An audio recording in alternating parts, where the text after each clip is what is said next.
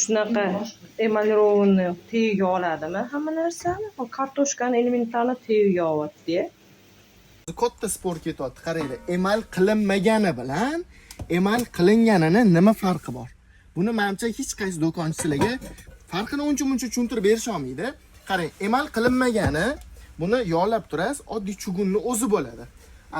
Emal qilinganiga hech qanaqa nima deydi, yog'lash hech narsa ishlatmaysiz, oddiy gel gubkada yuvib qo'yaverasiz, toza bo'laveradi. Lekin emal qilinganda temir narsa ishlatish mumkin emas. Bu oddiy qozondagi yopishadigan bo'ladi.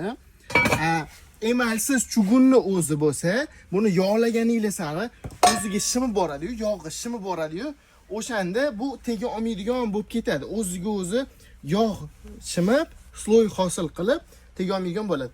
Bunda temir narsalar ishlatsanglar bo'ladi, temir kapkir ishlatsanglar bo'ladi. Emal qilinganida bo'lsa, temir narsa ishlatish mumkin emas. Farqi katta farqi shunda. Buni misol uchun kamida o'ldim deganda 50 yil ishlatasizlar. Emal qilinganini siri ko'chib ketsa ishlatish mumkin emas.